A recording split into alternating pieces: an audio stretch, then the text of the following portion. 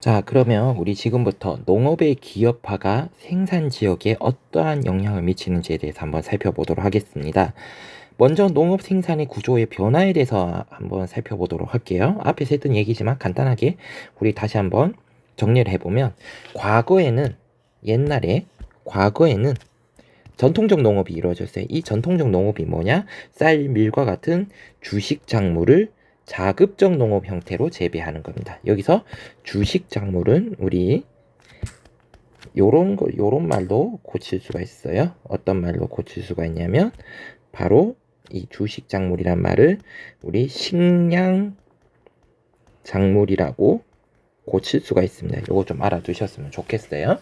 그래서 주식 작물은 식량 작물이라는 용어로 고칠 수가 있다. 그래서 옛날에는 이러한 식량 작물 대표적으로 쌀, 밀, 옥수수가 있는데요. 이러한 것들을 자급적 농업 형태로서 재배를 했습니다. 하지만 세월이 지나면서 현재가 중요하겠죠. 현재는 어떠한 형태로? 바로 상업적 농업 형태로 발달을 합니다. 자, 그렇다면 현재 무슨 농업이다? 바로 상업적 농업이 이루어지는데 바로 그 원인이 바로 산업화, 도시화가 이루어지게 됩니다. 산업화와 도시화가 이루어지게 되면서 이러한 도시에서 도시민들의 삶의 질이 높아지게 되고 그로 인해서 채소라든지 과일, 원예 작물과 같은 상품 작물의 비중이 증가합니다. 여기서 원예 작물이란 건 쉽게 말하면요, 꽃과 같은 것을 의미해요. 예를 들어서 꽃, 우리 요거를 화훼산업이라고 부르기도 합니다. 이러한 채소, 과일, 원예 작물들 팔아서 돈이 되는 이러한 것들을 우리 상품 작물이라고 부르거든요. 이러한 상품 작물의 비중이 증가하게 된다는 거죠. 상품 작물의 비중이 증가하게 되었다라는 겁니다. 그렇다면 우리 상품 작물이라는 용어도 알아두셔야겠죠. 바로 상품 작물이라는 용어는 무엇이냐면 바로 시장에 내다 팔기 위해 재배하는 농작물. 한마디로 말하면 뭘 하는 거다? 돈을 벌기 위해서 재배하는 농작물이라는 뜻입니다. 그래서 이러한 최근에는 상업적 농업으로 인해서 상업적 농업이 발달하게 되고 이로 인해 돈을 위해 벌게 되는 상품 작물의 비중이 훨씬 더 증가하고 있음을 우리 알 수 있습니다. 자, 우리 그래서 이러한 상품 작물이 재배가 증가하고 있는데요. 그 중에서 대표적인 사례를 한번 보겠습니다. 그 대표적인 사례가 바로 플랜테이션 농업이에요. 여러분, 플랜테이션 농업 반드시 알아두셔야겠죠. 그래서 플랜테이션 농업에 대해서 한번 살펴보면요. 이 플랜테이션 농업은 어디에서? 바로 열대 및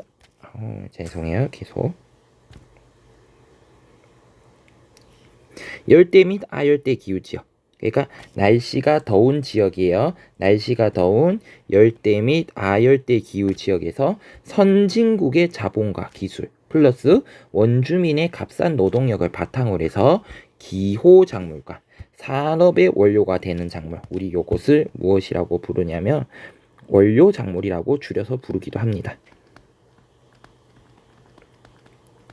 요것들을 재배하는 경작 방식을 우리 플랜테이션이라고 부릅니다.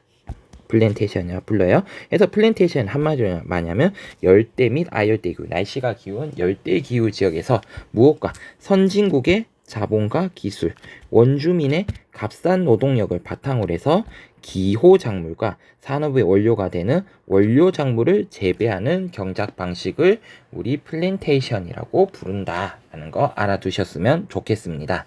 그렇다면 이러한 플랜테이션 농업이 왜 발달을 하게 된 배경에 대해서 한번 살펴보도록 하겠습니다.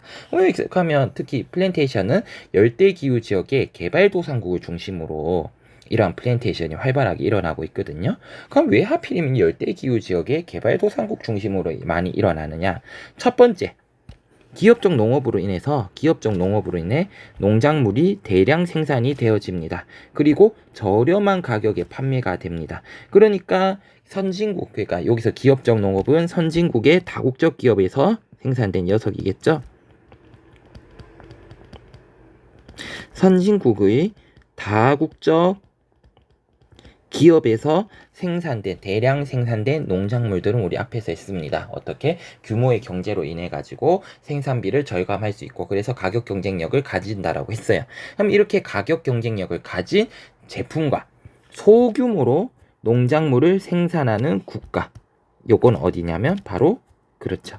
개발도상국이에요.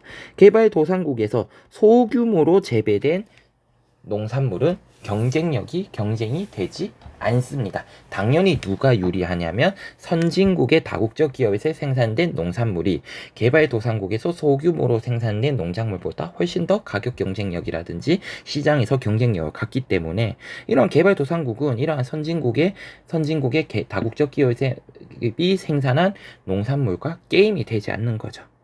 근데 마침 선진국 기호작물의 수요가 전 세계적으로 증가합니다. 왜? 사람들의 소득 수준이 높아져 가면서 이제 주식 작물뿐만 아니라 이 기호 작물이라는 것은 결국에 사람들이 만족감을 얻기 위해서 먹는 우리 작물을 우리 기호 작물이라고 부르거든요. 특히 어디를 중심으로? 바로 선진국을 중심으로 수요가 증가를 하게 돼요. 그러니까 선진국 사람들이 이러한 기호작물에 대한 수요가 늘기 때문에 이러한 기호작물을 생산하기 위해 농업기업들은 저개발국에 진출을 하게 되는 거죠. 그러면서 어떤 자신의 선진국의 이러한 기호작물의 수요를 확보하기 위한 플랜테이션 농업이 굉장히 활발하게 이루어지게 되는 거죠. 그러니까 개발도상국이 얘기하는 거야. 야, 너네 우리하고 경쟁해서 게임이 안 되니까 너네가 기존에 짓는 것들은 포기하고 어떻게 우리가 원하는 것을 대신 농사를 지어주면 어떻게 우리가 돈을 벌면 너네한테 돈을 줄게. 이런 식으로 하면서 개발도상국의 열대기후 지역의 개발도상국들이 어떻게 자신들의 선진국의 수요에 필요한 기호작물을 재배할 수 있는 형태로 바꾼다는 거죠. 그래서 이렇게 플랜테이션 농업이 굉장히 확대가 되어졌습니다. 그래서 대표적인 플랜테이션 작물이 바로 커피, 카카오, 차와 같은 것들을 합니다. 그래서 이렇게 지도를 보시면 이렇게 지금 플랜테이션 분포라는 분포에 대해서 확인할 수 있고요. 이게 중요해요. 그러면 생산된 대부분의 생산물은 어디로? 바로 선진국으로 수출이 되었다는 거죠. 대부분 선진국으로 수출이 되었다라는 겁니다. 그래서 이들이 플랜테이션을 짓는 목적은 결국엔 무엇이냐? 선진국에 수출을 해서 이것을 팔아서 돈을 벌기 위함이라는 거지. 그래서 우리 요렇게 플랜테이션까지 우리 한번 간단하게 한번 이해를 해 보았습니다. 자, 그렇다면 이러한 농업 생산이 이어져서 농업 생산이 소비 지역에는 어떠한 영향을 미치는지에 대해서 우리 한번 공부도 해보도록 하겠습니다. 자, 긍정적인 영향이 있고 당연히 부정적인 영향이 있어요. 먼저 긍정적 소비지에는 어떤 긍정적인 영향을 미치는 데에서 한번 살펴보도록 할게요. 첫 번째 긍정적인 영향은 소비자들이 외국산 농산물을 어떻게 손쉽게 접할 수 있다는 거죠. 그래서 여러분들이 마트를 가시면 특히 대형 마트를 가시면 손쉽게 외국에서 생산된 다양한 농산물이라든지 공산품을 접할 수가 있죠. 이로 인해서 우리 식탁의 먹거리가 굉장히 풍성해진다는 거죠. 그러니까 우리 식탁에 우리가 기존에 옛날보다 지금 더욱 먹을 게 어떻게 고를 수 있는 음식에 대한 선택의 폭이 더욱 넓어질 수가 있었던 것도 과연 이러한 다국적 기업에 의한 농업 활동의 세계화 현상 때문에 가능을 했었다라는 거지. 그리고 국내 농산물의 공급이 부족할 경우에 어떻게 부족한 부분에 대해서는 충당을 할 수 있다. 그래서 어떻게 가격을 유지시킬 수가 있습니다. 우리 이거는 여러분들이 아마 수요 법칙, 공급 법칙을 이해하시면 이해가 될 것 같아요. 그래서 한번 수요 법칙과 공급 법칙에 관련돼 가지고 이게 어떤 이야기인지 여러분들 한번 이해를 해두시면 좋을 것 같습니다. 그리고 부정적 영향을 보겠습니다. 그럼 부정적 영향은 어떠냐? 자, 값싼 외국산 농산물이 수입이 되어지죠. 외국산 농산물이 어떻게 수입이 되어진다. 그래서 어떻게 국내 농가가 피해를 볼 수가 있습니다. 왜? 이러한 대량 생산된 다국적 기업에 의해서 대량 생산된 녀석들은 가격 경쟁력을 가져요. 근데 우리나라 같은 경우에 아직까지 이러한 대규모 기업화된 농업보다는 농부 개인에 의한 소규모 농업이 많이 이루어지거든요. 당연히 이로 인해 가지고 어떻게 가격 경쟁력을 확보하기가 힘들죠. 가격 경쟁이 안 되니까 당연히 우리나라 농가가 많은 피해가 입을 수밖에 없다라는 거고요. 그래서 무엇이 떨어지냐면 식량 자급률이 떨어집니다. 그래서 우리 요 용어 좀 알아두셔야 돼요. 식량 자급률이라는 용어 좀 알아보도록 하겠습니다. 자, 그래서 식량 자급률이라는 용어는 도대체 무엇이냐? 한 나라의 식량 소비량 중에서 국내에서 생산 및 공급하는 식량의 비율을 의미합니다. 그래서 어떠냐면 식량 자급률이라는 것은 무엇이냐? 바로 어떤 국가의 전체 소비량 중에 원리를 알아두셔야 돼요. 지역에서 공급하는 량이란 거예요. 이거를 해서 곱하기 100을 한 거예요. 자, 그렇다면 우리나라의 식량 자급률 한번 보시면 한번 100을 기준으로 한번 볼게요. 식량 자급률 100이라는 것은 무엇이다? 그렇죠. 우리나라에서 소비하는 만큼 어떻게 식량 생산을 하고 있다는 뜻입니다. 근데 이 100을 기준으로 봤을 때 유일하게 100을 넘는 게 무엇이냐면 바로 그렇죠. 여러분들 눈에 보시겠지만 쌀은 어떻게 식량 자급률이 100이 넘습니다. 이건 무슨 얘기냐?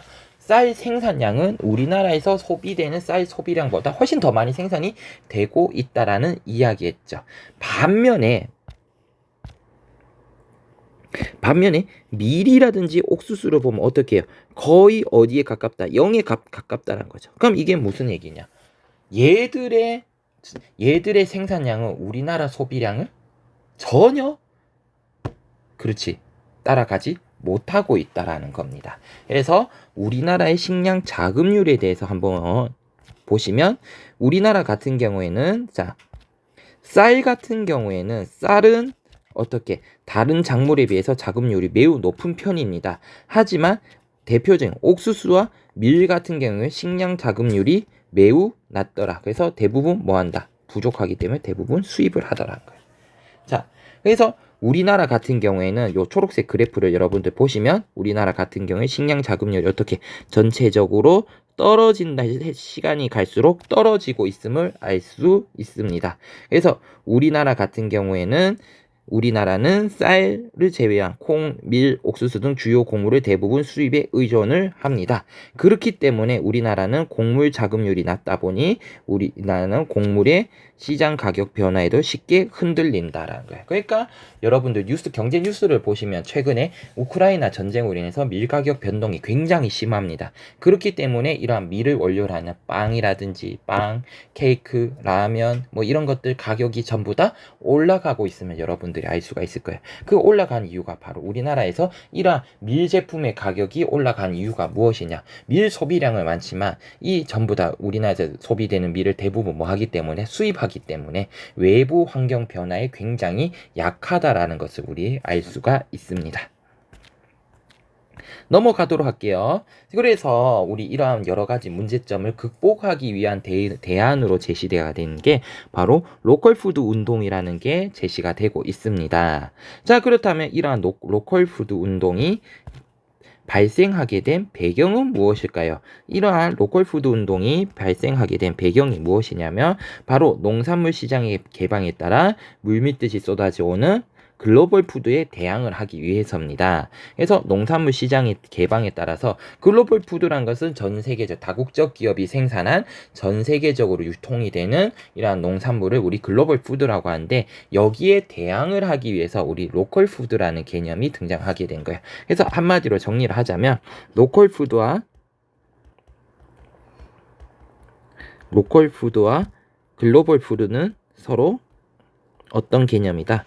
서로 반대되는 개념이다 라고 여러분들 이해를 하시면 좋을 것 같아요. 그래서 로컬 푸드 운동이라는 건 무엇이냐면 바로 특정 지역에서 생산한 먹을거리를 가능한 한 어떻게 그 지역 안에서 소비를 하자라는 시민 운동이 바로 로컬 푸드 운동입니다. 왜 이러한 로컬 푸드가 운동이 일어나게 됐냐면 첫 번째, 우리 지금 지구 온난화, 온실가스로 인한 지구 온난화 문제가 굉장히 중요해지고 있습니다. 그래서 이러한 지구 온난화를 일으키는 온실가스를 배출하는 주요한 원인이 자동차, 비행기와 같은 이러한 이동수단에서 발생하는 화석연료에서 소비되는 화석연료와 온실가스거든요.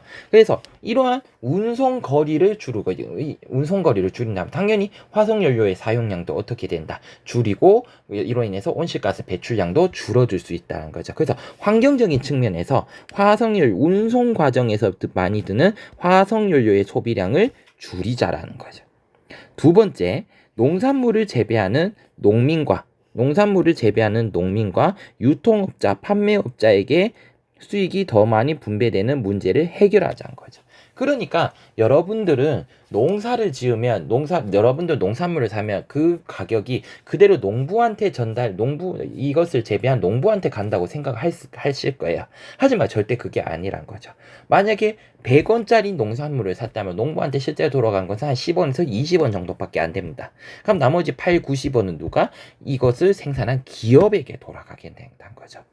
이게 이러한 불공정한 문제를 해결하기 위해서 그 지역에 있는 농부들에게 직접 물건을 구매한다면 우리가 그 돈을 주고 간 것이 그대로 이것을 실제 재배한 농부들한테 돌아갈 수가 있겠죠. 그래서 이러한 이유 때문에 로컬 푸드 운동이란 게 등장을 했습니다. 그래서 로컬 푸드라는 거 알아두셔야겠죠. 로컬 푸드 바로 소비지에서 반경 50km 이내에서 생산된 농산물입니다. 쉽게 얘기하면 해당 지역에서 생산된 농산물을 우리 무엇이라고 부르냐면 로컬 푸드라고 부른다라는 거 알아두셨으면 좋겠습니다. 그래서 대표적인 게 미국의 100마일 다이어트 운동, 일본의 지산지소 운동 이런 것들이 있는데요. 교과서 우리 167쪽을 참고를 해주시면 좋을 것 같습니다. 그래서 우리 여기까지 우리 농업의 세계화에 대해서 선생님하고 함께 살펴보았습니다. 모두들 공부하신다고 수고하셨습니다.